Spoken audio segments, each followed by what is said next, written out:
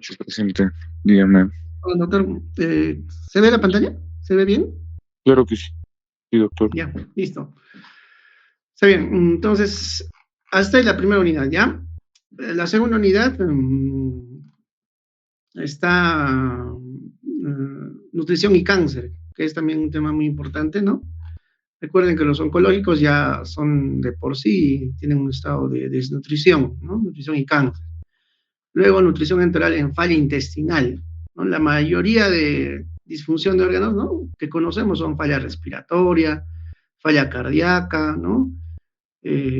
Pero más no muchos conocen, digamos, el tema de, o el término de falla intestinal también existe, ¿no? Insuficiencia intestinal y falla intestinal, hay una diferencia. Y la nutrición en estos casos son muy importantes. Estos, sobre todo en los pacientes posoperados, ¿no?, de cirugía, que entran a falla intestinal o insuficiencia intestinal, es importante. Luego, nutrición enteral en pacientes renales, también, pacientes renales tienen su nutrición especial. Luego mencionamos sarcopenia en el paciente crítico, ¿no? Un poquito enfocado a UCI. Seguridad en la nutrición enteral es las vías, ¿no? Algunas veces se ha visto casos de que los MOLAI que se da por sonda no pueden pasar, por ejemplo, vía endovenosa, por catéter, ¿no? Entonces hay seguridad en la nutrición enteral. Un tema también muy, muy importante, nutrición parenteral, ¿no? Que apareció en el año 1992, 93 más o menos. Se usaba poco, pero luego del 2000 ya se usa bastante, ¿no? Incluso se habla de una nutrición parenteral precoz. Luego, alteraciones de macro y micronutrientes en pacientes con cirugía bariátrica. También hoy en día bastante está en boga la cirugía bariátrica, también vamos a tocar este tema, ¿ya? Entonces, esto es la segunda unidad, el segundo examen. Y acá, bueno, esto me ha faltado poner unidad 3, ¿no? La unidad 3, inmunonutrición en cirugía, ¿no? O seguimos tocando cirugía, micronutrientes en el paciente crítico, ¿no? Enfocada en UCI, nutrición entre pacientes críticos, nutrición enteral en los pacientes diabéticos, ¿no? Nutrición en enfermedades pulmonares, por ejemplo, EPOC, EPID, ¿no?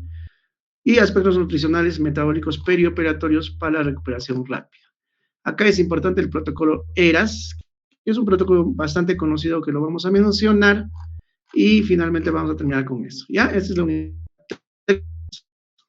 Tercer examen. Un poquito de la bibliografía. Miren, hay mucha bibliografía que pueden usar en esto de nutrición clínica, pero les recomiendo para esas exposiciones también entren a la ASPEN, ¿no? A la ASPEN y al SPEN. Eso de la ASPEN es la Asociación Americana de Nutrición Clínica. Y al SPEN, la Sociedad Europea de Nutrición Clínica, ¿ya?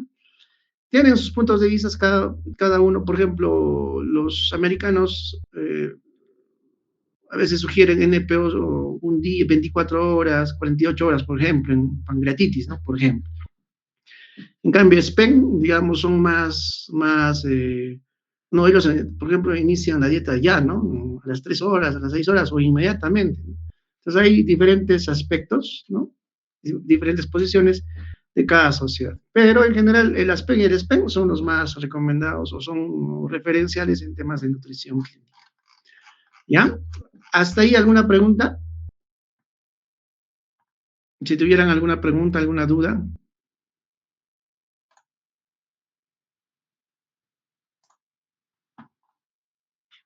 Ya, está bien, ¿no? 3 exámenes, las 3 unidades. Ahora, de los temas, ¿todavía no se han repartido o ya en él se han repartido los temas, los grupos? Ya, no, tienen que ya formar los grupos, ¿no?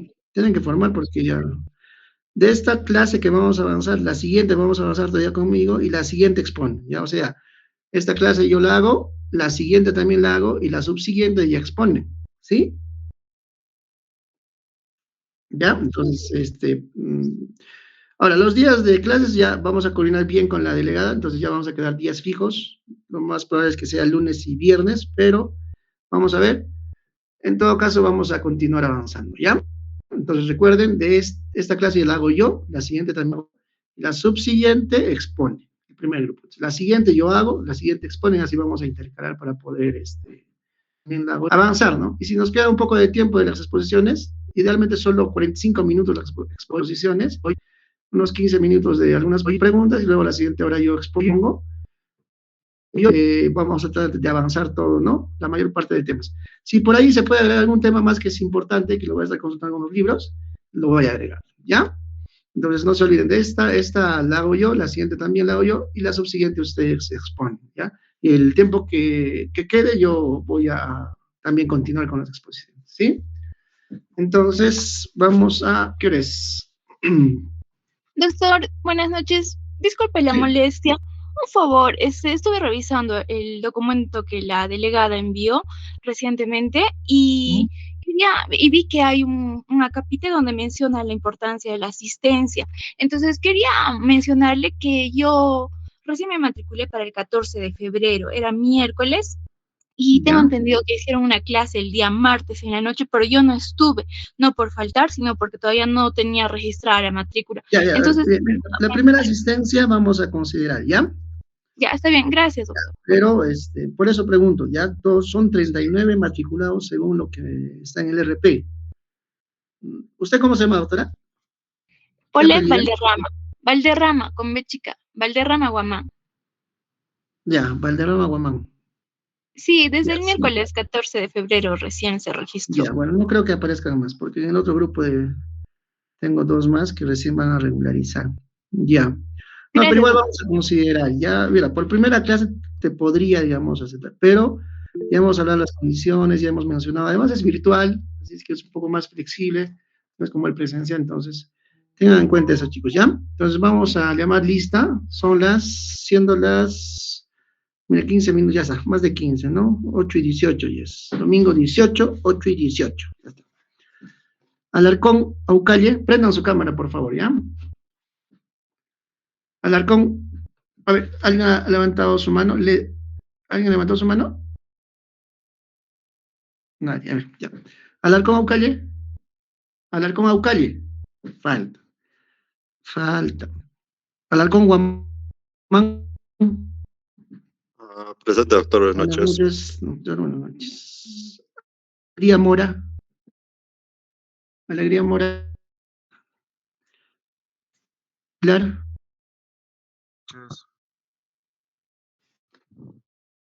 Presente, doctor, buenas noches. Ya, muy bien. Buenas noches. Araujo, Oyola. Araujo, Oyola. Buenas noches. Presente, doctor, buenas noches, Araujo. Su cámara, Presente, por favor. doctor, buenas Araujo, noches. presente. Baltodano, Chávez. Presente, doctor, buenas noches. Buenas noches. Bolaños, Quispitupa. Presente, doctor, buenas noches. Buenas noches. Milano Orozco. Cosco Cóndor. Presente, doctor, buenas noches. Buenas noches. Centeno Palomino. Centeno Presente, Palomino. doctor, buenas noches. Su cámara. Presente, Por prendida, favor. doctor. Ah, bueno, no se veía. Creo que es por el internet. Listo. Chino Portilla. Presente, doctor, buenas noches. Buenas noches. Chuspe Cosiguamán. Presente, doctor, buenas noches. Buenas noches, doctor. Córdoba, Kenji. Presente, doctor, buenas noches. Buenas noches. Díaz Caller.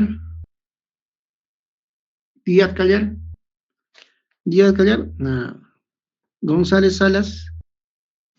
Presente, González doctor, Salas. buenas noches. Presente, doctor, Buenas buenas noches. Alparrimachi Zarco.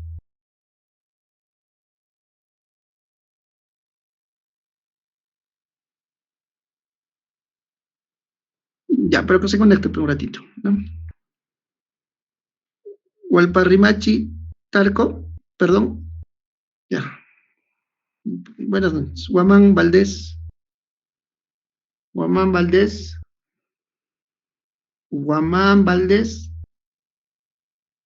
Guaylani Aucapuri. Presente, doctor, buenas noches. Buenas noches. Wilca Pasa.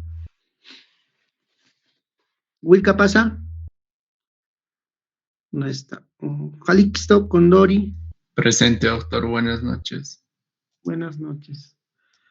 Justiniani Paucar. Presente, doctor, buenas noches. Ya está. López Arizábal. López Arizábal. Presente, doctor, buenas noches. Buenas noches. Presente, doctor, buenas noches. López, buenas noches, doctor. Montoya Pereira. Presente, Montoya, doctor. Presente, doctor. Buenas noches. buenas noches. Neira Mendívil. Presente, doctor. Buenas noches. Ortiz de Orbe. Tarco. Presente, doctor. Buenas noches. Buenas noches. Botazubaca. Presente, doctor. Buenas noches. Buenas noches. Palomino Castro, prendan sus cámaras, ¿ya? Presente, doctor. Buenas noches. Buenas noches. Pancorbo Ibarra. Presente, doctor. Buenas noches. Buenas noches. Paniura Quispe. Paniura. Paniura Quispe. ¿Está? No está, falta. Paso Oviedo. Paso Oviedo. No está. Paso Oviedo no está. Quispe Bazán. Presente, doctor. Buenas noches. Buenas noches. Ah, son hartas. Segundo Sayago. Segundo Sayago. Segundo Sayago. No está. Senca Capatinta. Presente, doctor, buenas noches. Sus cámaras, por favor, prendan. Solo cuando Sí, hagamos sí. listo, por lo menos. Presente, doctor. Buenas noches. Tapia García. Presente, doctor, buenas noches. Muy bien. Buenas noches. Umeno Suzuki. Presente, doctor, buenas noches. Buenas noches. Valderrama Guamán. Valderrama Guamán. Buenas noches. Buenas noches. Vargas Córdoba. Presente, doctor. Buenas noches. Buenas noches. Vilcanina. Presente, doctor, buenas noches. Buenas noches. Vivanco Caguana. Presente, doctor. Buenas noches. Buenas noches. Listo, a ver. Falta. ¿Quién? ¿Segundo Sayago está? Segundo Sayago, nada. Paso Oviedo. No. Paniura Quispe no está. Presente, Panibara, doctor. Paniura Quispe. Sí, doctor, presente. Paniura Quispe. Recién entrado, doctor. Ya. Acá Díaz Cayer, que está pendiente. Doctor, buenas noches. Díaz Cayer presente. Wilca pasa, ya no está. Y Alarcón.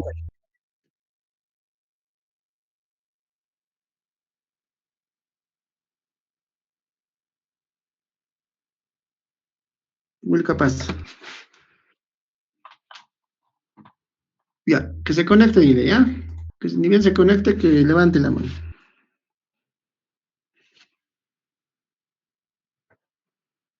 Y Alarcón Aucali. ¿Alarcón Aucali? Ya no está. Listo. Miren, entonces, la anterior clase estábamos en un poquito de estadísticas de la desnutrición en el Perú y Latinoamérica, ¿no? Entonces, vamos a continuar. A ver, me confirman si se ve la pantalla, por favor, ¿ya?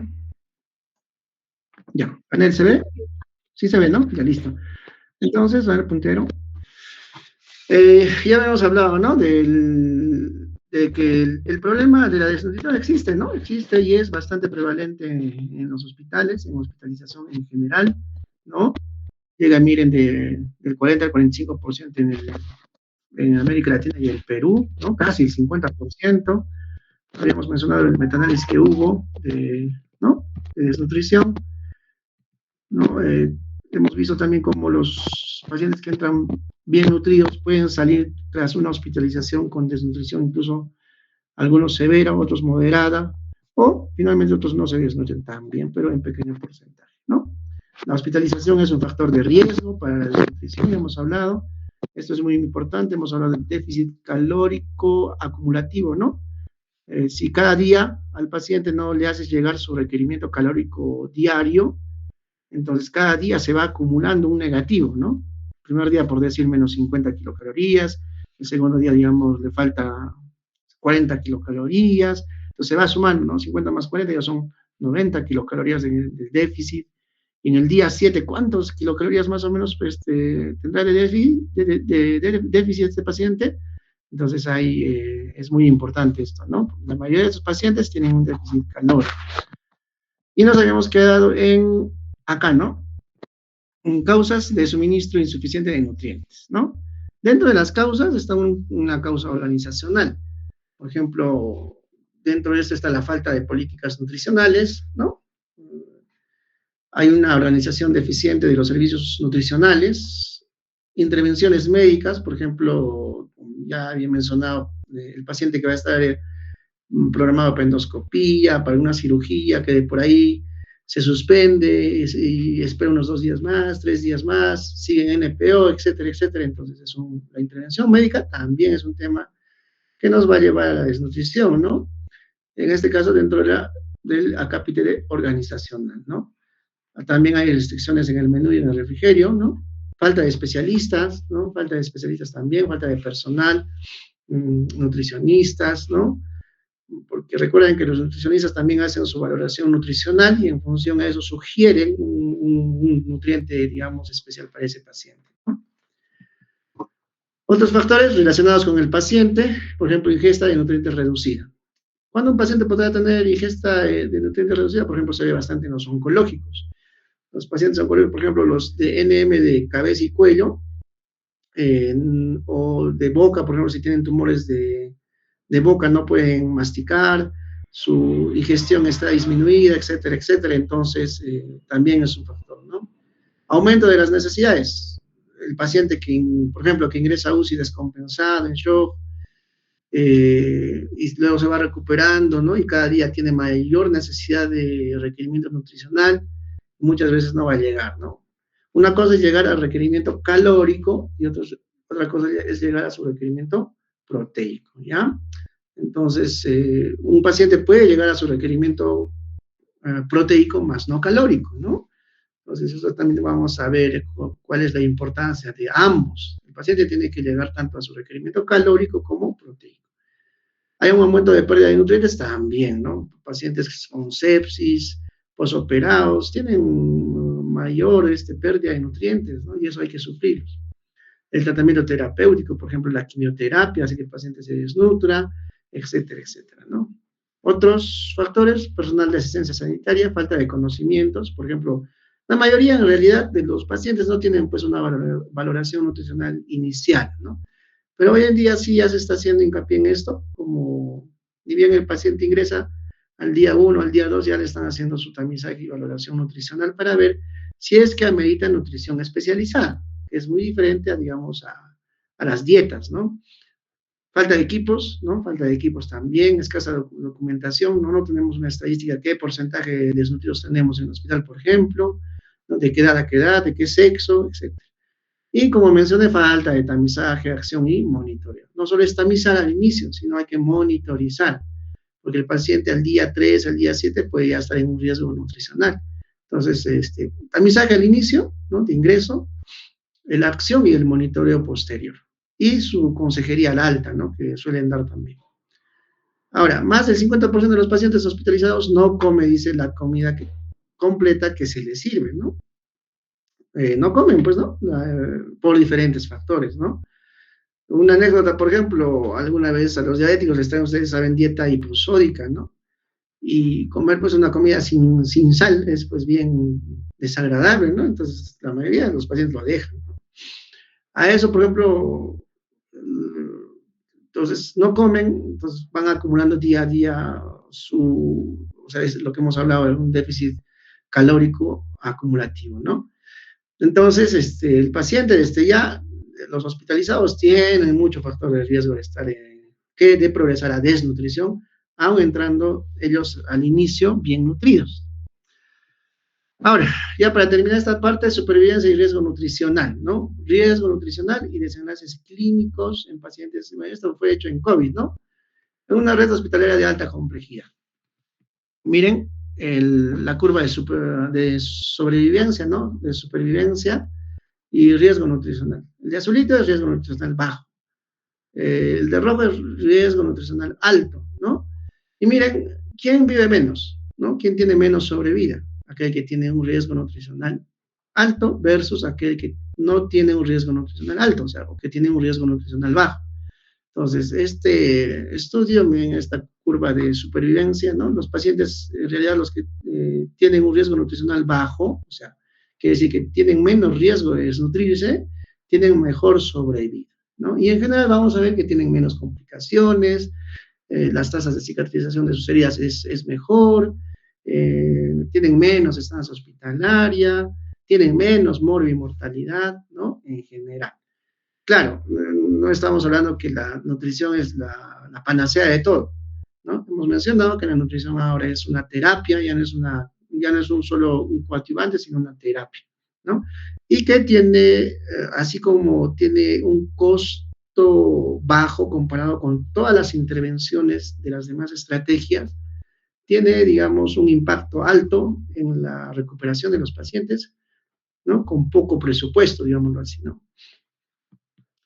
Entonces, consecuencias de la desnutrición, vemos la tasa de cicatrización, ¿no? Un desnutrido no va a curar de manera adecuada sus heridas, ¿no? No solo es operar, sino también hay que, como algún cirujano dice, ¿no? En términos sencillos, falta pegamento, dice, ¿no? Falta pegamento. O sea, ¿qué significa? Que a este paciente le falta nutrición, ¿no? Para una buena nutrición para poder, digamos, superar toda esa injuria que tiene, ¿no? Porque la cirugía es una injuria.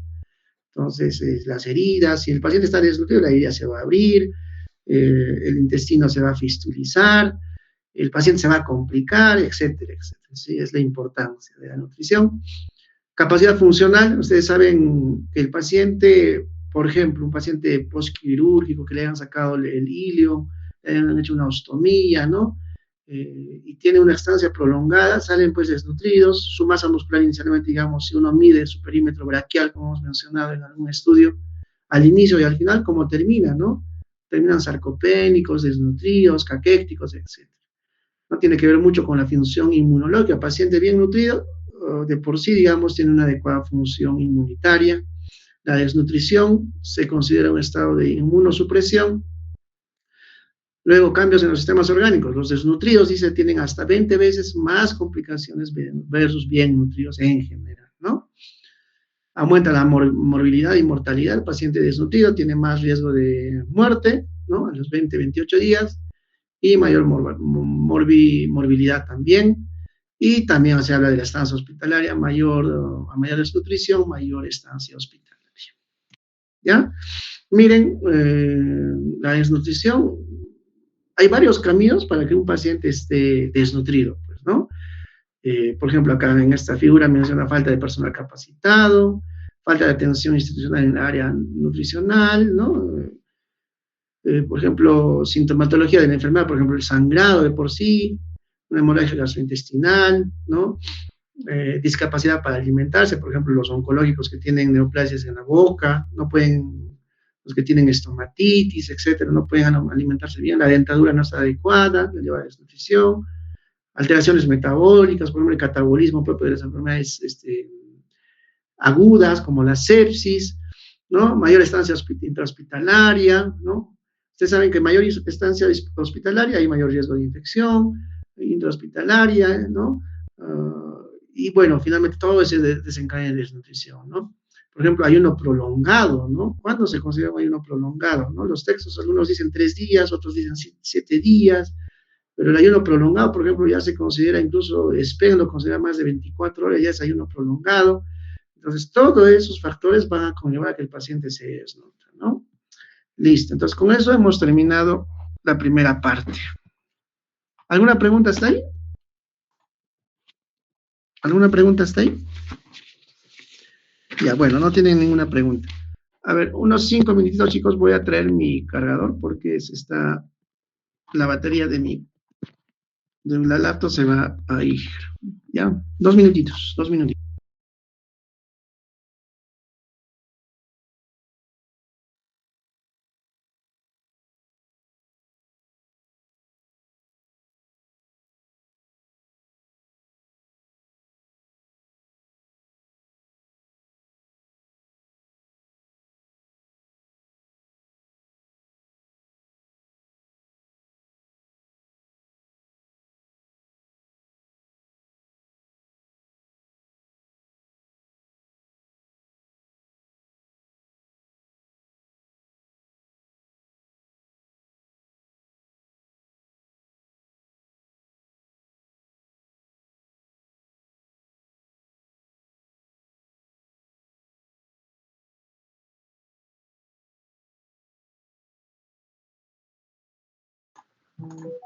Listo, ya, ahora sí. A ver, ¿cuántos están en línea? 30, ¿ven? Eso es lo malo, ¿no? Se van, entran y se van. 30 nomás ahorita. Bueno. Ya, ahora la segunda parte, ¿ya?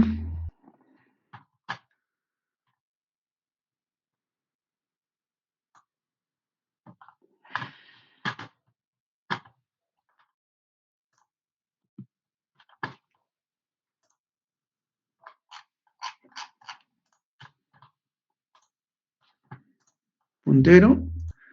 A ver, Anel, ¿me confirmas por favor si se ve? Listo, ya. Entonces, el segundo tema es la malnutrición y sus consecuencias. Ya hemos hablado de las consecuencias, ¿no? Ahorita vamos a enfatizar algunos puntos, algunos detalles, ¿no? Algunos detalles vamos a especificar, vamos a ahondar un poquito más. Algunos estudios también vamos a mencionar, ¿no? De las consecuencias de la malnutrición, ¿ya?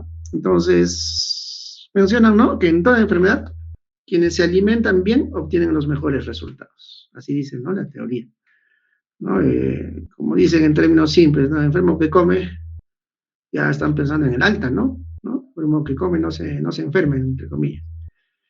Ahora, la prevalencia de la malnutrición en adultos hospitalizados es del 30 al 50%. Bueno, ya hemos visto la estadística en Perú, América Latina, estamos redondando. Y dice que la desnutrición, ¿no? Empeora más con la estancia prolongada en el hospital. Ahora, la desnutrición relacionada con las enfermedades. Recuerden que el paciente, por su propia patología, ¿no? Sea cualquiera, ¿no? Sea cualquier patología, ya pues esta patología la va a condicionar a que entre a un estado de desnutrición, ¿no?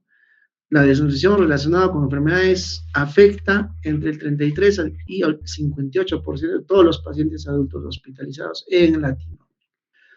En Perú, bueno, no hay un estudio específico de esto, pero también pues va más o menos en ese rango, ¿no? 33 a 58% de todos los pacientes adultos hospitalizados en Latinoamérica, ¿no?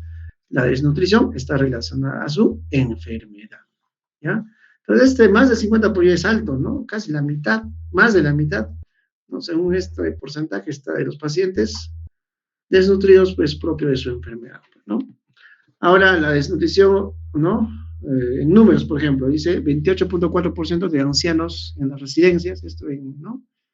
Realmente en Europa, 1 de cada 4 hospitalizados, miren, 1 de cada 4 hospitalizados está desnutrido. Más del 50% de personas en centros de larga estancia, ¿no? Y miren, 1.143 millones de euros al año de gasto sanitario. O sea, por eso no estamos enfatizando, ¿no? Una intervención, entre comillas, tan simple, ¿no? De hacer un tamizaje, valorar al paciente, hacerle una intervención nutricional temprana, ¿no? El presupuesto en eso es ínfimo comparado al presupuesto de otras patologías, por ejemplo, de un infarto agudo de miocardio, de un DCB hemorrágico, isquémico, etcétera, ¿no? Entonces, miren, cuánto de gasto nos genera por año, ¿no? El desnutrido, ¿no? Tiene mayor riesgo de patología respiratoria, ¿no? Mayor riesgo de enfermedad del sistema vascular, ¿no? Y las consecuencias, ¿no? ¿Qué consecuencias hemos visto? Estancia prolongada, mayor riesgo de mortalidad, ¿no? Pérdida de la masa muscular, eso es importante, ¿no? En los pacientes, cuando ustedes vean siempre la parte supraclavicular y los pómulos. El paciente que está desnutrido no tiene buena protuberancia de los pómulos. Y el desnutrido también tiene bastante protrusión del espacio supraclavicular. Vean siempre eso, ¿ya? El espacio supraclavicular, los pómulos, si esos están un poco retraídos, ese paciente probablemente esté desnutrido o finalmente en riesgo de desnutrición, ¿no? Entonces, eso se llama, vamos a ver, los tamizajes nutricionales, la valoración subjetiva global, ¿no? Que cualquier persona la puede hacer, ¿no? Y ahí vemos, pues, por ejemplo, el espacio supraclavicular, ¿no? Cómo se retrae, los pómulos, etc. Entonces, esos dos, ¿no? Los pómulos y el espacio supraclavicular, siempre vean, cuando están retraídos, se van a dar con esos pacientes que realmente son desnutridos o están en riesgo de desnutrición, ¿ok?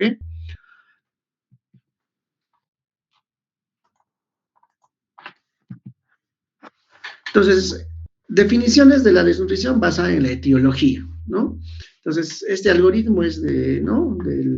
Este es del Saber, ¿no? Identificación del riesgo nutricional. Hay que identificar el riesgo nutricional. ¿La ingesta está comprometida o hay pérdida de masa muscular? ¿No? Y nos vamos a la siguiente pregunta. ¿Hay inflamación presente, sí o no? ¿No? La inflamación se refiere a la enfermedad, ¿no? A la enfermedad, ¿no? Por ejemplo, una sepsis, un paciente oncológico que está con una neutropenia febril, etcétera, etcétera, ¿no? Si no está con inflamación, ¿no? Inanición relacionada con malnutrición. Ahí está la inanición crónica, ¿no? Paciente, digamos, postrado crónico, que no llega a su requerimiento proteico calórico diario. Eso está relacionado a inanición crónica. Ahí también tenemos la anorexia nerviosa, ¿no? También es un factor ¿no? de riesgo, y también en esta revista lo presento como, ¿no? como inanición relacionada con malnutrición. Si hay inflamación, sí, hay dos caminos, como es este, ¿no? Es grado leve a moderado, o si la respuesta inflamatoria es marcada. Por ejemplo, acá un ejemplo de la respuesta inflamatoria marcada es un paciente gran quemado, por ejemplo, un paciente con sepsis o shock séptico también, ¿no? Leve o moderado, por ejemplo, pacientes posoperados, de oclusión intestinal, por ejemplo, una apendicitis, colecistitis, etcétera, ¿no? O finalmente pacientes con enfermedades crónicas, por ejemplo, el paciente diabético que está con enfermedad renal crónica, ¿no? Etcétera.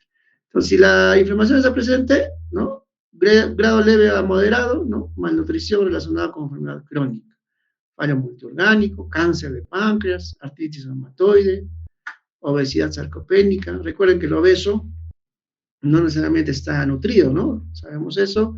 Incluso tiene más grasa que músculo. Entonces, es un paciente obeso sarcopénico. ¿Ya? La sarcopenia se refiere a la masa muscular. Cuando vean sarcopenia, se refiere a la masa muscular. ¿Ya?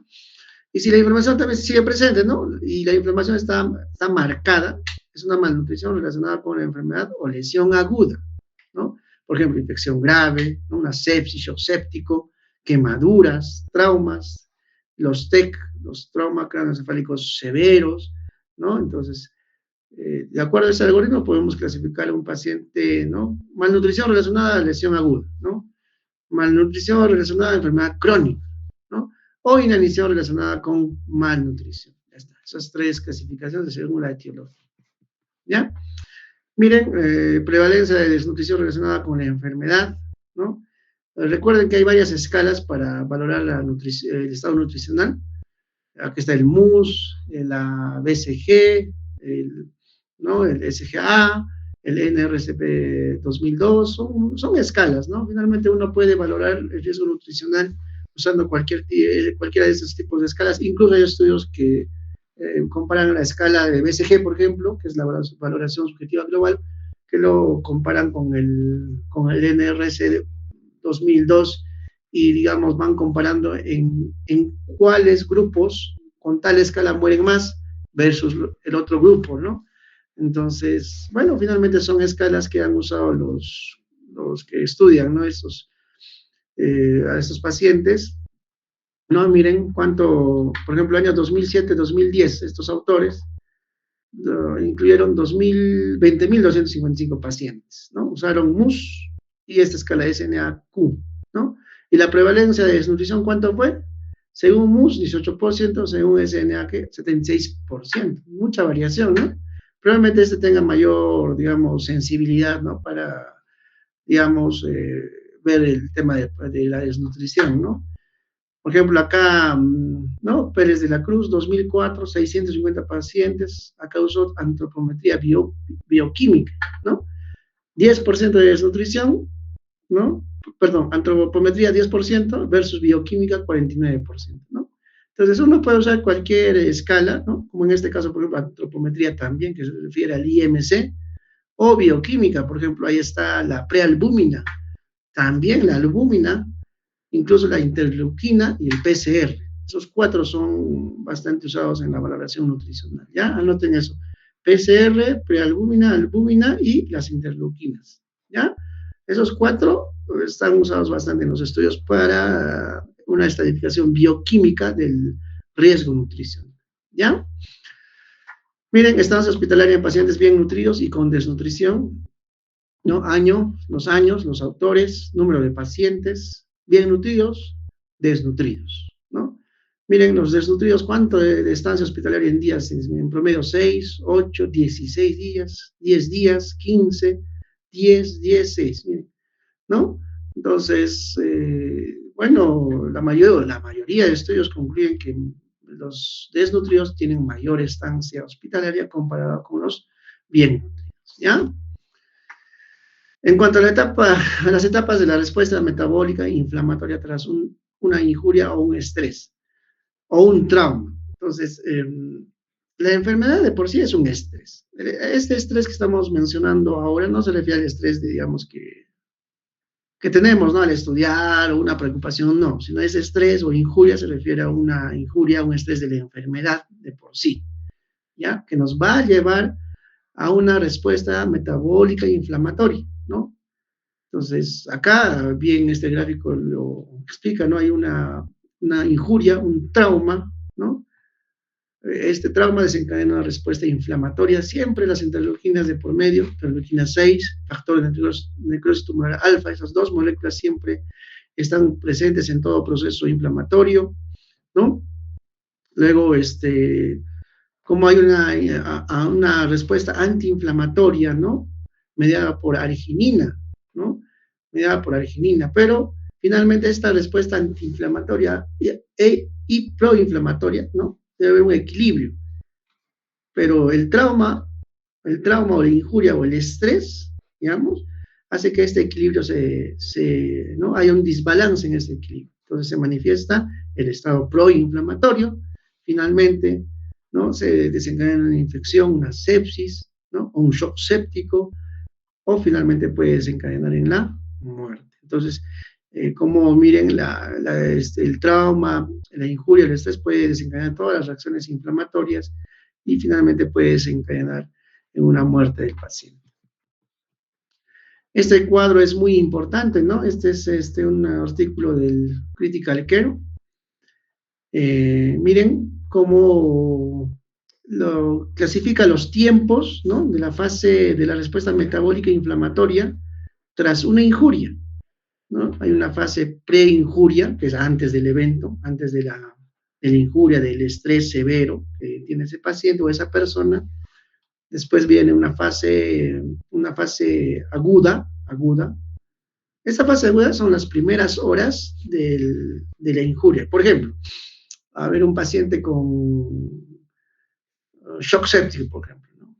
La infección urinaria que lo ha llevado a sepsis y después la sepsis cae en el shock séptico. Entonces, el punto de corte es el shock séptico. Antes de ese shock séptico hay una preinjuria, ¿no? Hay una injuria, preinjuria. Después del shock séptico, los primeros días del shock séptico, por ejemplo, el primer día, el segundo día, más o menos las 72 horas, fase aguda, ¿no? De la enfermedad. El paciente inestable, chocado, etc. Luego el paciente, si es que no muere y sale de ese estado de shock, que es una fase aguda, ya se cronifica. Entonces hay una fase crónica, ¿no? Fase crónica. Pero de la fase crónica también puede sufrir descompensaciones, puede llegar incluso a la muerte o finalmente el paciente se puede recuperar, ¿no? Entonces hay una fase pre-injuria o antes del estrés, hay una fase aguda, hay una fase crónica y hay una fase de recuperación, ¿no? Acá vemos estas dos imágenes, ¿no? Una que está de un santo, ¿no? O bien se muere el paciente o bien se recupera. Ya está. Entonces pasa por una fase de preinjuria, una fase aguda o posinjuria las primeras horas, una fase crónica y una fase recuperativa o convaleciente, ¿no? Es la primera etapa previa a la lesión. La etapa aguda que hemos mencionado, ¿no? 24 a 72 horas tras la lesión, ¿no? Esto es muy importante.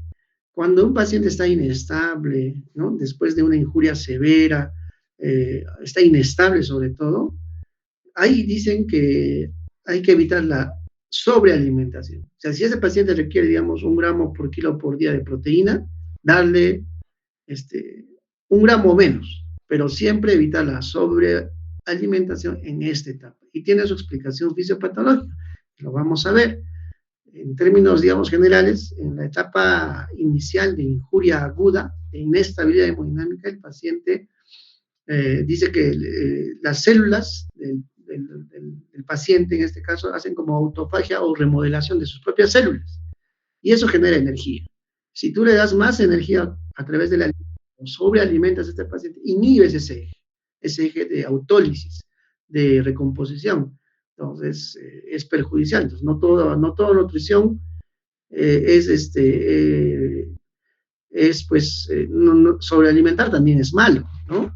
Entonces, ahí estamos, por ejemplo, el paciente que está en su etapa aguda, 24 a 72 horas, inestable, hay que evitar la sobrealimentación. Entonces, así como hay términos de barotrauma, ¿no? Atelectrauma, hoy en día se habla de nutritrauma. ¿Qué quiere decir? Que también la nutrición puede producir cierto perjuicio más que beneficio en cierto tipo de pacientes, ¿no? Por eso hay que contextualizar, ¿no? Por eso estamos haciendo este curso, para contextualizar cuando a este paciente le doy o llego a su requerimiento proteico calórico total, o algo menos o algo más, ¿no? Entonces, las primeras etapas agudas de inestabilidad, evitar sobrealimentación, ¿no? Entonces, acuérdense de ese término de nutritrauma, ¿ya? Que está de moda. Luego vemos la etapa crónica, ¿no? Acá sí hay que evitar la alimentación insuficiente, o sea, acá sí hay que darle su requerimiento diario, incluso a más. Y en la etapa de recuperación, evitar la alimentación insuficiente. Acá sí hay que darle su requerimiento total, ¿no? Y finalmente en la etapa de recuperación puedes darle su requerimiento total, incluso más, ¿no? Porque ya el paciente está recuperado, está estable, ¿no? Entonces ya probablemente este paciente va a salir. Esta respuesta en fases también puede ser debido a una respuesta hormonal, bioenergética e inmunológica, lógicamente, ¿no? Eso va a depender de cada paciente. ¿No? Acá está, miren, más detallado, ¿no? La fase aguda, la preinjuria, la fase crónica, la fase de recuperación. Esta flechita que va hacia abajo quiere decir que este paciente que está en un estado crónico puede, pues, de alguna manera descompensarse otra vez y, pues, fallecer, ¿no? Se vuelve otra vez un paciente agudo, ¿no? O sea, lo que estaba recuperándose, estaba cronificando, digamos que se infecta con una neumonía intrahospitalaria, con un germen MDR, se descompensa, hace shock séptico y muere. Entonces, en cualquier etapa de la línea de tiempo, este paciente se puede descompensar, ¿no? Pero también está para hacia arriba, también se puede recuperar, ¿no? En la preinjuria, hay que dar nutrición enteral, hay que ver la nutrición enteral de por sí siempre. El paciente que no está inestable, que tiene un buen tracto gastrointestinal, puede usar el tracto gastrointestinal en sí, ¿no? Puede usar vía oral, por zona nasogástrica, por zona nasoinguinal. Siempre se debe agotar primero la parte funcional del tracto gastrointestinal. Si ya no se puede, si el paciente no tolera la dieta por esa vía, ya podríamos pasar eventualmente a una nutrición parenteral, pero se prefiere siempre la vía integral, ¿no? Acá la arginina juega un papel muy importante, hay estudios de uso de arginina, ¿no? Como uso como en nutrición enteral. En la fase aguda, miren, las proteínas se limitan a 1.2 a 2 gramos por kilo por día, ¿no? ¿No? Acá puedes usar estos fish oil, que son los omegas, ¿no?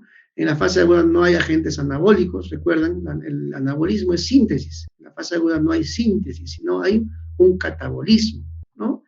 En la fase crónica se incrementan las calorías, se incrementan las proteínas, se puede usar glutamina, hay bastantes estudios de uso de glutamina vía oral, vía endovenosa, sobre todo en pacientes postquirúrgicos. La glutamina ayuda a regenerar el enterocito del intestino. Entonces, ya se está usando glutamina endovenosa, por vía es lo recetan bastante la glutamina, sobre todo para pacientes postquirúrgicos, de esos que han sido operados por oclusión intestinal, fístulas, peritonitis, oclusiones intestinales, etc. Oxandrolona, beta bloqueadores, algunos artículos han mencionado en esta fase, pero todavía falta evidencia. Ejercicio, es muy importante ejercicio en la fase crónica. En la fase de inestabilidad hemodinámica, en la fase aguda, fisioterapia, ejercicio, no, porque el paciente está inestable. Una vez que salga del cuadro de inestabilidad hemodinámica y entra un cuadro crónico, como menciona acá en el gráfico, podemos darle ejercicio, ¿ya? Fisioterapia. Ustedes saben que órgano que no se usa se atrofia. Entonces, igualmente, los pacientes que están postrados en cama, que no se mueven, así ustedes le den una buena nutrición, un buen nutriente, una buena cantidad de calorías, de proteínas. Si el músculo no se mueve, ese paciente va a seguir desnutrido, no va a crecer. Entonces, la fisioterapia temprana en esos pacientes es muy importante. No solo nutrición, sino el órgano, el músculo tiene que moverse para que esa nutrición adecuada que nosotros estamos dando pueda tener un buen efecto, ¿no? En este caso va a aumentar la masa muscular y el paciente eventualmente se va a recuperar, ¿no? Entonces, recuerden eso, órgano que no se mueve, pues se atrofia, ¿no? El ejercicio, la terapia física es muy importante, ¿no? Debe ser precoz. Y en la fase recuperativa ya vemos igualmente sigue la oxandrolona, que no hay estudios todavía concluyentes, beta bloqueadores algunos mencionan que se puede usar, hormona de crecimiento también, pero sí el ejercicio, ¿no? Aumentar las calorías, las proteínas de este paciente va a resultar beneficios, ¿ya? Y este gráfico, no se olviden, esto va a ser pregunta de examen, ¿ya? Los requerimientos calóricos según las fases de estrés, ¿ya? Si bien es cierto, esto es un poco antiguo, ¿no? Pero se sigue usando y para términos didácticos sí nos ayuda a entender las fases de la enfermedad, ¿ya? Entonces, miren, acá vamos a borrar esta V que se ha colado un ratito. Fase F, así es, ¿ya? Fases. Entonces hay dos fases, ¿no? Fase F y la fase flow, ¿ya? La fase F es la fase aguda, ¿no? Aquí está la línea, esta línea me representa el metabolismo, miren, el metabolismo, ¿no? Tiene una caída, luego una recuperación, luego la línea va siendo un poco más prolongada, más recta, luego una pequeña caída y luego más recta, ¿no? Entonces, finalmente lo que tienen que recordar es que hay dos fases, ¿no? La fase F y la fase flow. La fase F es la fase aguda de inestabilidad hemodinámica. El paciente está en shock séptico, por ejemplo, shock cardiogénico, shock multifactorial, ¿no? Etcétera. Hay una inestabilidad hemodinámica, las extremidades están frías, hay un hipometabolismo, ¿ya? Recuerden, el metabolismo en acá está con hipometabolismo, ¿ya? Y luego se recupera y se da su metabolismo normal, ¿no? La fase flow se divide en dos, una fase catabólica y una fase anabólica. Dentro de la fase anabólica es la anabólica temprana y la anabólica tardía, ¿ya? Entonces, miren, entonces la fase F está relacionada más al periodo agudo. Generalmente aquel paciente está crítico, ¿no? Menos de 24 horas, inestabilidad, extremidades frías, hipometabolismo, recuerden, ¿ya? Este NPO en realidad sí es antiguo, porque en la fase F de inestabilidad hemodinámica, hoy en día, ya no, vamos a poner puntero, ya no se pone NPO, eso sí, bórrenlo, ya no se pone NPO en la fase F de inestabilidad. Lo que ahora mencionan hoy en día, lo que está recomendado es nutrición trófica. La nutrición trófica más o menos va de 5 a 10 cc por kilo. Digamos, yo le doy Osmolay a este paciente. A un paciente que pesa 60 kilos, Osmolay, 5 cc por kilo más o menos, 5 por 60, 300 cc de Osmolay. Esa es una nutrición trófica, ¿ya? Trófica. O sea, ¿qué quiere decir? Que en la fase, como hemos mencionado, de inestabilidad, no hay que llegar a su 100% de su requerimiento. ¿Por qué? Porque el paciente está inestable. Toda la sangre, ustedes saben que la sangre, por ejemplo, en estados de shock, hay una redistribución de la sangre. La sangre prioriza cerebro, órganos nobles y corazón, ¿no? Riñón, corazón y cerebro. Y deja de lado, de alguna manera, al intestino. Entonces, la absorción, la distribución de los nutrientes a nivel intestinal va a estar alterado. De tal manera que si yo le doy, por ejemplo, su requerimiento en Osmolay, digamos 2 litros de Osmolay, pues va a tener, lo va a botar, ¿no? No lo va a absorber, no hay una buena hemodinamia a nivel intestinal, no va a pasar adecuadamente los nutrientes del intraluminal intestinal a la sangre, porque el paciente sea inestable. Entonces, lo que se recomienda tampoco ya no es NPO, ¿no? porque antes se quedaban los pacientes en NPO 1 día, 2 días, 3 días, 4 días, no sé.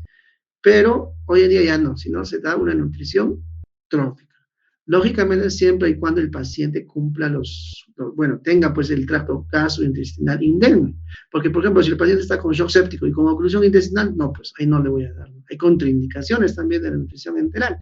Entonces, pero en general, en la fase aguda ya no se pone NPO, sino nutrición trófica. Acuérdense de ese término, nutrición trófica, ¿ya? Luego de la fase F, que es la fase aguda, la fase flow, fase catabólica. Sabemos bien que catabolismo es destrucción. Y luego la fase anabólica, que es de síntesis, anabólica temprana, anabólica tardía, ¿ya? Y estas dos ya comprenden una fase de recuperación, que es la anabólica propiamente dicha, ¿no? ¿Cuánto hay que dar en la fase catabólica? De 15 a 25 kilocalorías por día, ¿ya? Recuerden eso. Y en la fase anabólica temprana, 30 a 40, ya vamos subiendo casi el doble de kilocalorías por kilo. Y finalmente, en la fase ya de recuperación, de represión, podemos darle 40 hasta 50 kilocalorías por día al paciente. Solo en esta etapa de injuria, de hipometabolismo, de estrés, de inestabilidad hemodinámica, hay que dar solo nutrición trófica, ¿no? Entonces, evitar la sobrealimentación, sobre todo en esta fase. Ya les he explicado, porque inhiben la autólisis, ¿no? Inhiben la remodelación de las células y probablemente pues, sea en esta etapa la nutrición sea perjudicial versus los beneficios que tiene. ¿Listo? ¿No? Fases de la respuesta metabólica al trauma. Ahí está la fase F, fase de shock o de choque, ¿no? Disminución en la perfusión tisular, ya hemos visto, ya hemos mencionado, disminución en la velocidad metabólica, hay un hipometabolismo, disminuye el consumo de oxígeno, el VO2, disminuye la tensión arterial, disminuye la temperatura, ¿no? O sea, acá el paciente está en shock, ¿no? Entonces, como ya he mencionado, la sangre del intestino, hay poca sangre en el intestino, se prioriza cerebro, se prioriza riñón, corazón, entonces la absorción, la distribución de nutrientes a nivel intestinal va a estar alterada. O sea, ese paciente va a estar con diarrea. Ustedes saben que el paciente con shock va a ser ilio, adinámico, no va a mover bien su intestino, no va a absorber bien, le vas a dar el nutriente, lo va a botar, diarreas, etcétera, etcétera, ¿no? La fase flow aguda, catabolismo, aumento de corticoides, ustedes saben, aumento de glucagón, aumento de catecolaminas, liberación de citocinas, mediadores lipídicos, producción de proteínas, aumento en la excreta de nitrógeno, por eso hay balance de nitrogenado negativo, que lo vamos a ver después, aumento en la velocidad metabólica, aumento en el consumo de oxígeno, alteración en el empleo de nutrientes.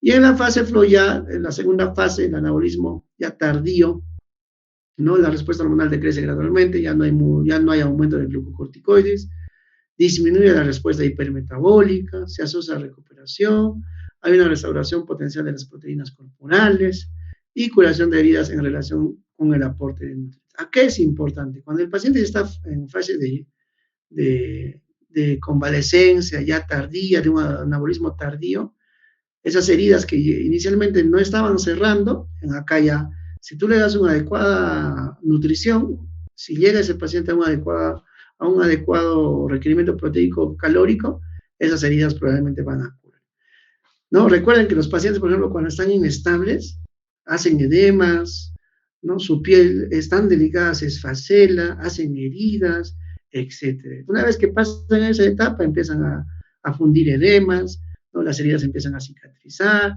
etcétera, etcétera. Y ya vamos a ver, ¿no? Les puedo explicar esto, la fase catabólica, anabólica, temprana, tardía, ¿no? La cantidad de kilocalorías que se tiene que tener en cada fase, ¿ya? Recuerden este gráfico, va a entrar en el examen. Y luego, desnutrición relacionada con la enfermedad durante la hospitalización. A menudo no se alcanzan los objetivos nutricionales, ya sabemos, ¿no? El paciente no come lo que se le trae, ¿no? Por N motivos. Y también otros motivos, enfermedades metabólicas específicas, deterioro de la función gastrointestinal y necesidades específicas propias del paciente, ¿no? Miren este artículo, pronóstico, ¿no? De la pronóstico, impacto de los pronósticos, ¿no? Y de la enfermedad relacionada a la malnutrición, ¿no? Miren todas las enfermedades relacionadas a malnutrición, ¿no? Enfermedades crónicas, falla de órganos, cirrosis hepática, insuficiencia renal terminal, falla cardíaca crónica, trasplante pulmonar, EPOC, ¿no? EPOC, el paciente con EPOC ya está desnutrido, ¿no? Linfomas malignos, ¿no? Leucemias, etcétera. Mira, tantas enfermedades relacionadas a la desnutrición. Cáncer, ¿no? Cáncer gástrico, pancreatitis, cáncer de páncreas, cáncer de colon, el VIH también condiciona desnutrición, las hepatitis alcohólicas, ¿no? Neumonía adquirida en la comunidad, el stroke, ¿no? El stroke que si no se trata rápido, el stroke tiene bastante, o sea, deja un que no se da un tratamiento adecuado, estos pacientes llegan a traqueostomía, no degluten bien, se desnutren, se postran, etcétera, etcétera, etcétera. Entonces, miren, la cantidad de patologías relacionadas a la desnutrición, ¿no? Desde todo órgano, ¿no? Desde riñón, corazón, pulmón, cerebro, o sea, todos los órganos van a comprometer de alguna manera a la desnutrición de los pacientes. Y finalmente, el mismo hecho de que un paciente esté en estado crítico en la UCI también tiene mayor riesgo de desnutrición. ¿No? Es más de lo mismo. Este es un cuadrito, miren, en cómo ¿no? Acá están graficando las enfermedades crónicas y enfermedades agudas, ¿no? Una enfermedad crónica, por ejemplo, el cáncer, ¿no? Una enfermedad aguda, o sea, el paciente, digamos, con shock séptico, o un gran quemado, o una infección severa, una hemorragia gastrointestinal masiva, pancreatitis severa, o con criterios de severidad. Todos esos, ¿no? Tanto el agudo como el crónico, va a tener una respuesta inflamatoria, ¿no? Y la respuesta inflamatoria nos va a llevar a catabolismo, y finalmente esto lleva a malnutrición. Y de hecho, estos pacientes que están en estrés, en catabolismo, desde ya un paciente con gran quemado tiene alterada su función gastrointestinal, ¿no? Y eso va a conllevar pues a un síndrome de mala absorción, ¿no? Ahí está, miren, cómo la malnutrición aumenta la morbilidad, aumenta la mortalidad, aumenta el riesgo de infecciones, complicaciones, etcétera, etcétera, etcétera. Y tiene mayor costo hospitalario, ¿no? El paciente que se complica tiene mayor costo hospitalario. Bueno, ya hemos hablado de la deficiencia energética durante la hospitalización, ¿no?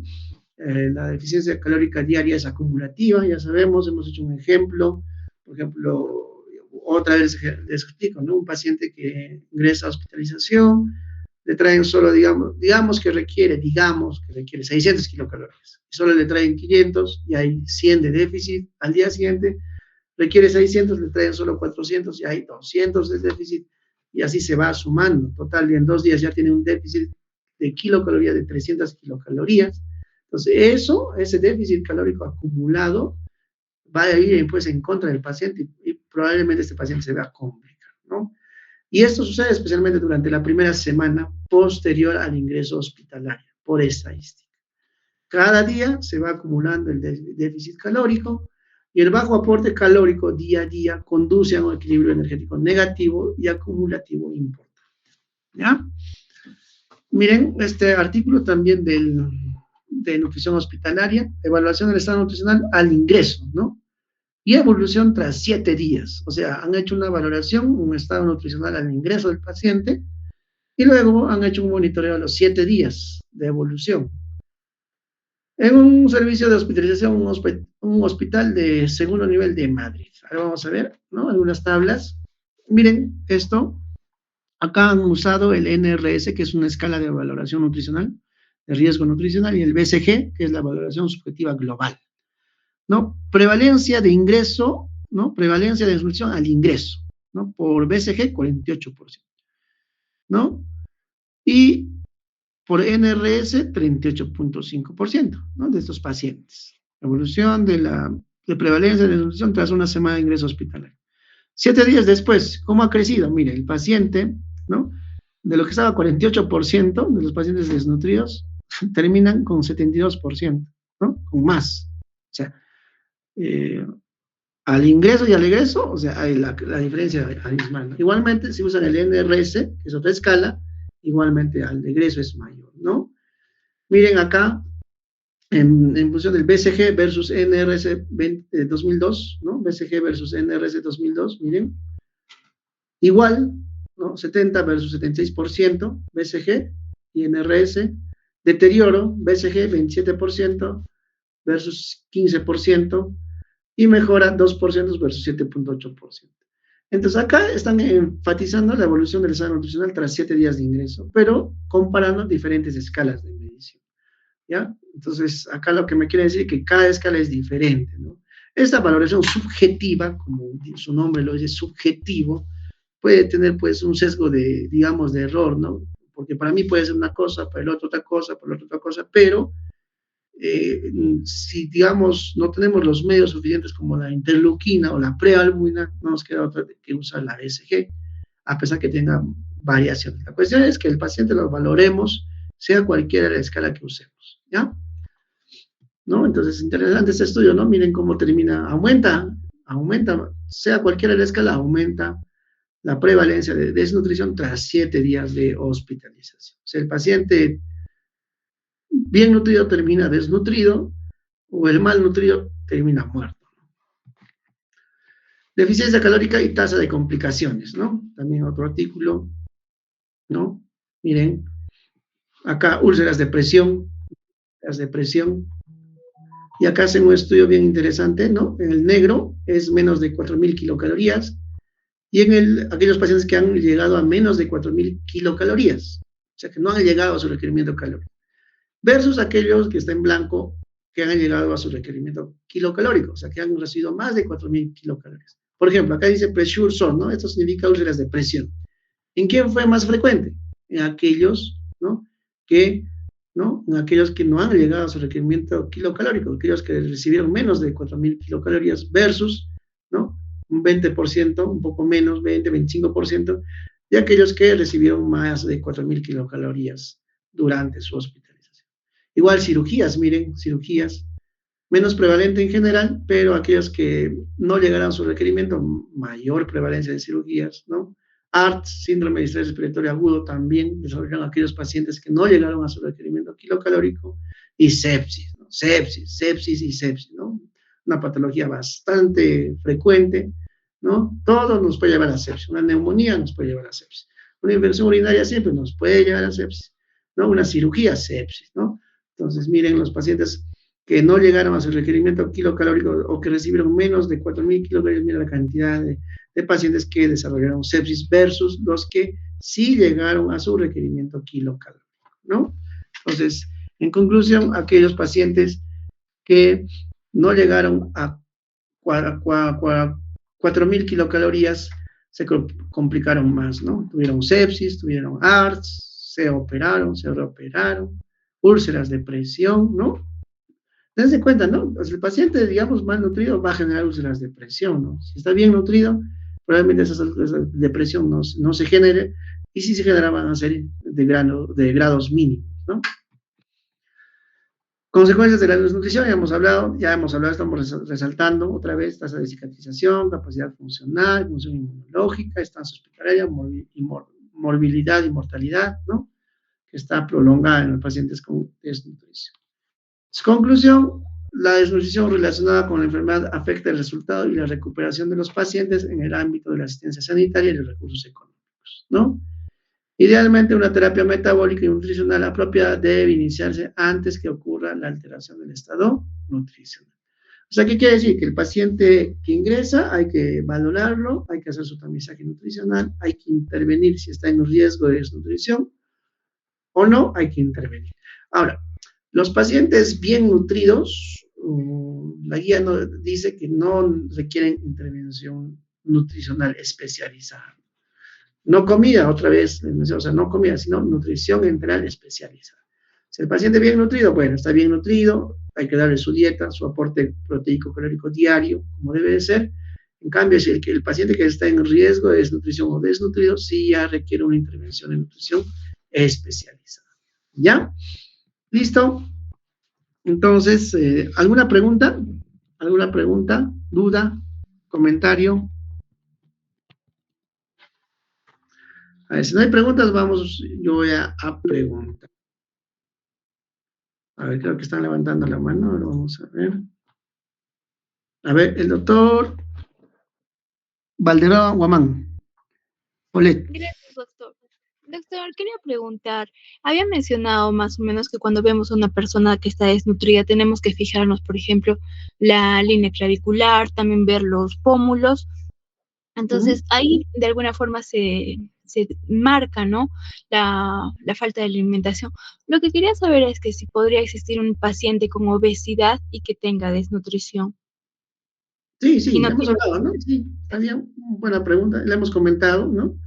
Recuerden que no todo paciente obeso es bien nutrido, más bien el obeso está desnutrido, ¿no? Bueno, entonces, eh, justamente la valoración subjetiva global, no solo incluye pues el aspecto, digamos, de la región supraclavicular, los pómulos, no, sino que hay otros ítems, ¿no?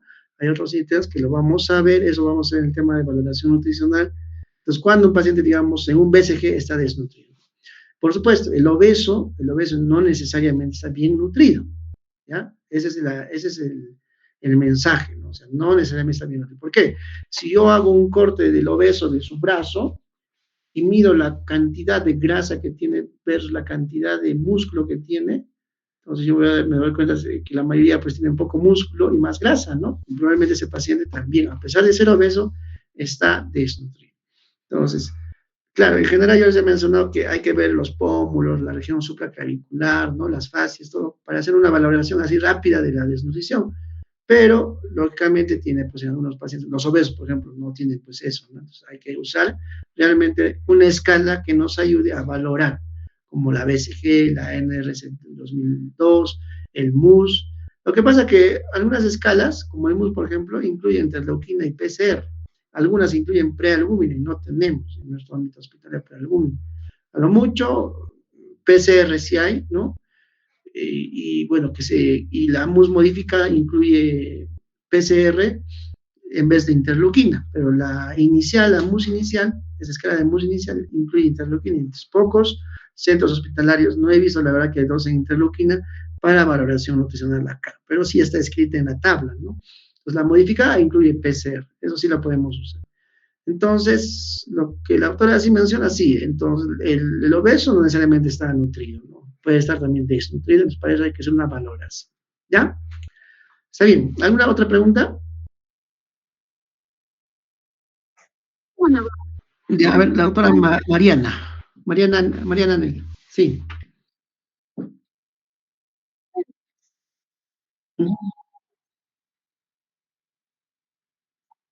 Ah, ya.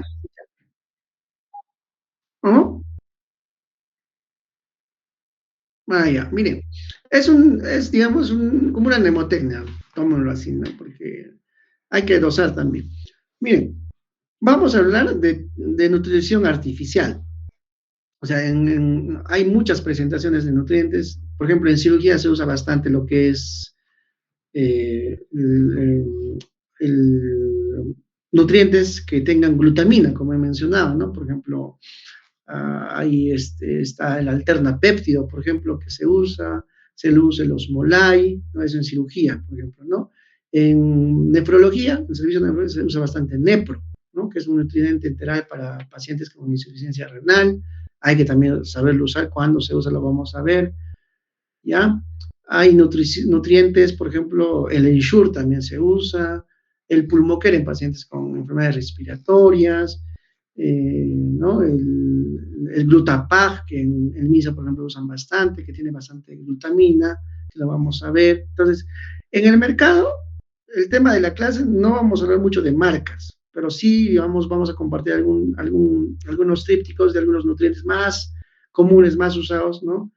Entonces, pero hay infinidad de nutrientes que puede usar en la práctica clínica, ¿no? Osmolite, Promoker, Nepro, Fresobin, Glutapag, eh, a ver qué más, Oxepa, que hace poco salió y que ya lo retiraron, entonces, etcétera, etcétera. Hay una infinidad de nutrientes, de nombres, de marca, no vamos a hablar mucho, pero les vamos a mencionar. Entonces, hay una infinidad de nutrientes que se puede usar, ¿no? De acuerdo al contexto clínico de cada paciente.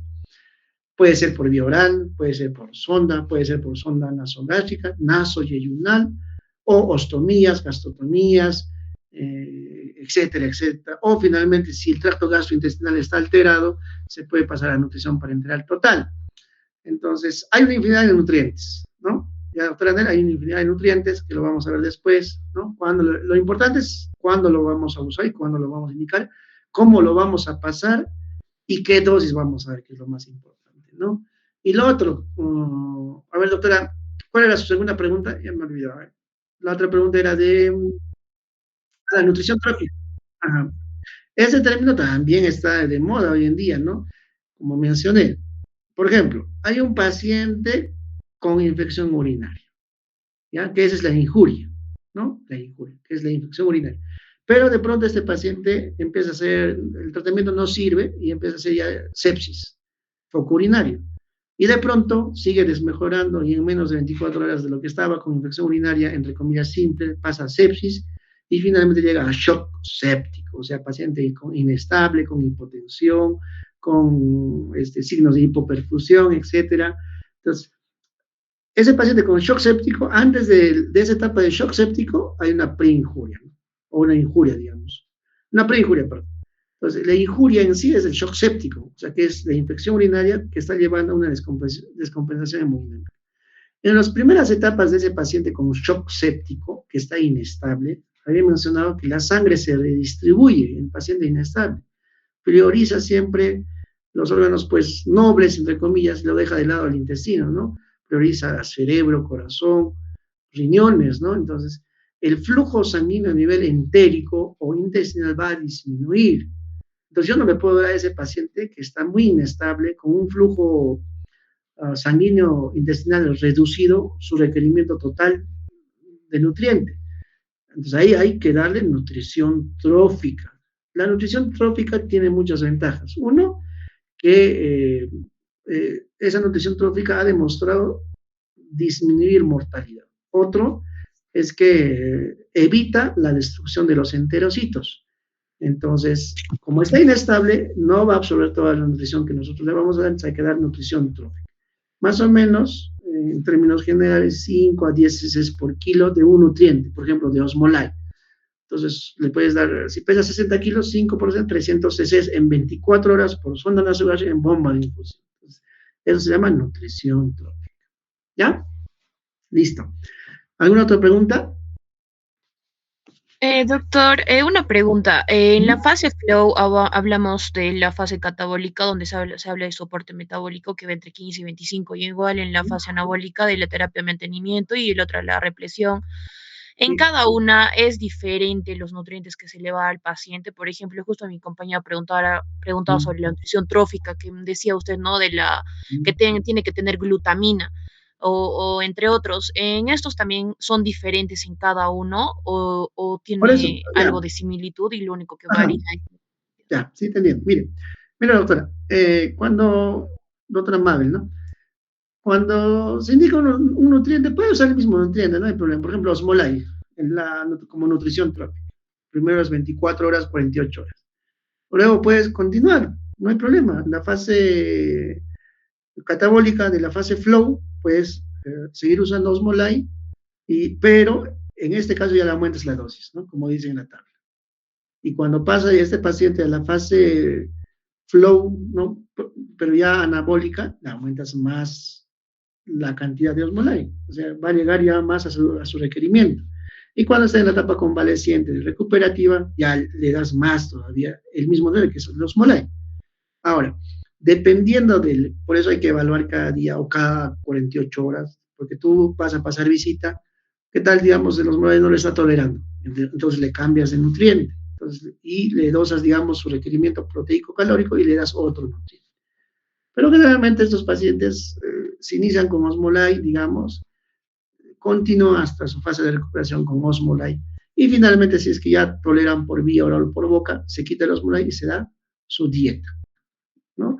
Entonces, ya yendo a la pregunta, puedes usar el mismo nutriente o puedes cambiarlo dependiendo de la evaluación que estás haciendo en ese momento, ¿no? ¿Ya? Listo. ¿Alguna otra pregunta? Ya. Entonces, A ver, vamos. ¿El doctor Baltodano está? Baltodano. Sí, doctor, aquí estoy. Ya, doctor. A ver, justo nos puedes mencionar algo de la fase F y la fase flow, ¿a qué se refieren?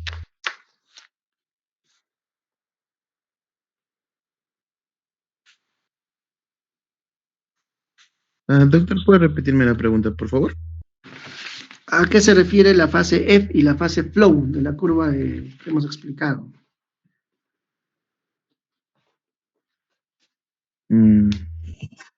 Doctor, respecto a lo que es la curva, lo que es la fase E, es la conocida como la precoz, ¿verdad? Que es una que se caracteriza por lo que es por lo que es el shock.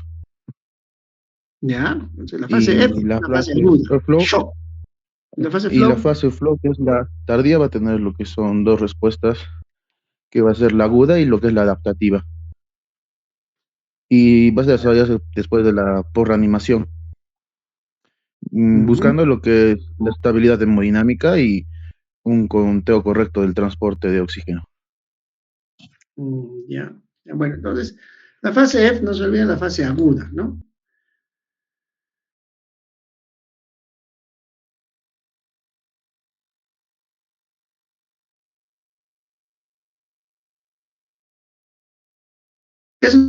Que es la fase, digamos, un poco ya crónica, ¿no? La fase flow tiene fase catálica.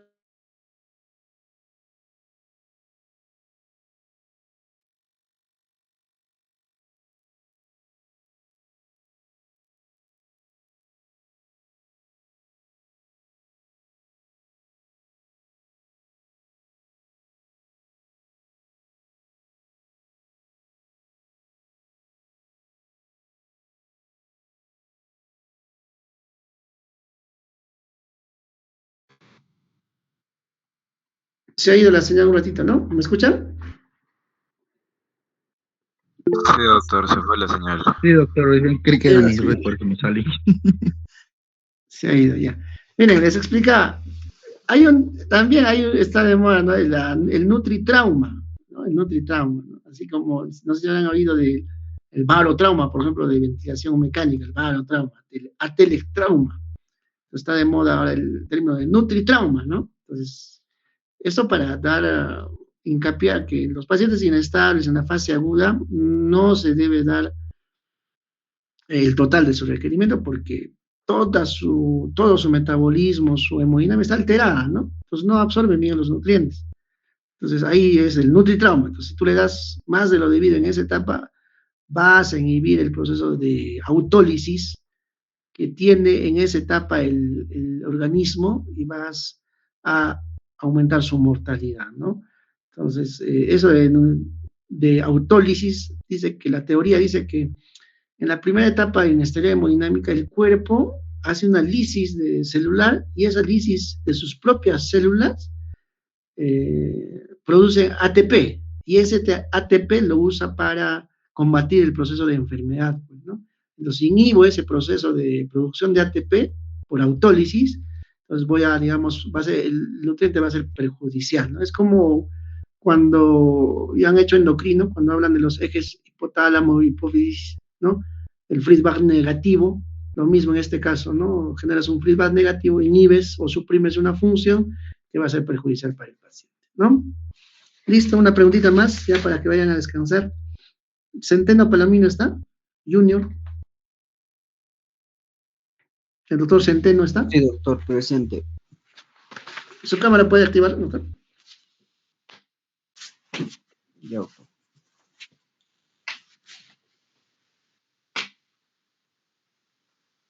Creo que... Buenas noches. Buenas noches. ¿Qué opinión usted daría sobre, a ver, la desnutrición relacionada con la enfermedad? Bueno, doctor, como mencionó al inicio, ¿no? Que generalmente va a estar muy relacionada, ¿no? Dependiendo del factor etario y del grupo de población que tengamos, ¿no? Estos generalmente, si va a haber la enfermedad, va a conllevar a una desnutrición, ¿no? Ya puede depender puede estar producido por la enfermedad, pues ya también puede estar por un descuido del servicio médico, ¿no? Ujú. Sí, ¿no? O sea, los pacientes, quiere decir que los pacientes, digamos, que tienen ciertas enfermedades, ¿no? De por sí la enfermedad produce un cierto grado de desnutrición, ¿no? Habíamos hablado, por ejemplo, de los pacientes oncológicos, los tumores de boca, por ejemplo, ¿no? ¿Cómo ese paciente, si tiene un tumor en la boca, cómo se va a alimentar? O los pacientes con tumores en el esófago, en el estenosis esofágica, por ejemplo, ¿no? Ese paciente probablemente ni siquiera entre la sonda, ¿no? Entonces, ya le tocaría una ostomía, una gastrostomía, etcétera, para poder alimentarlo, ¿no? Siempre se prefiere primero la nutrición enteral, o sea, del tracto gastrointestinal. Y una vez que se agote todos estos, digamos, este tracto gastrointestinal y no se pueda definitivamente nutrir al paciente por esa vía, ya se pasaría, digamos, eventualmente a una nutrición parenteral parcial, mixta o total, ¿no? Depende de cada paciente. Por ejemplo, el paciente con intestino corto, bueno, generalmente estos pacientes, pues su pronóstico no es bueno, pero están destinados a recibir, pues, nutrición parenteral mucho tiempo, ¿no? A menos que les hagan un trasplante intestinal, ¿no? Etcétera, etcétera. Bien, chicos, entonces ya hemos terminado con esto. La siguiente también yo hago las clases, recuerden, la siguiente. Y la subsiguiente ya expone el primer grupo. Ya, por favor, formen sus grupos. Y ya están los temas. La bibliografía recomendada es de la Sociedad Europea de Nutrición, SPEN, o la Sociedad Americana de Nutrición, que es el ASPEN. ¿Ya? Esas dos, saquen de ahí. Si tienen otra bibliografía, también está bien. ¿Ya? Entonces ya nos vemos en la siguiente clase, chicos. Por favor, activen sus cámaras un ratito para tomar la captura de pantalla que la universidad nos pide. Ya, activen sus... A ver cómo hago para sacar a todos. ¿Cómo se hace esto? A ver, activen un ratito sus cámaras, chicos, por favor. Activen. Vamos a tomar una captura de pantalla.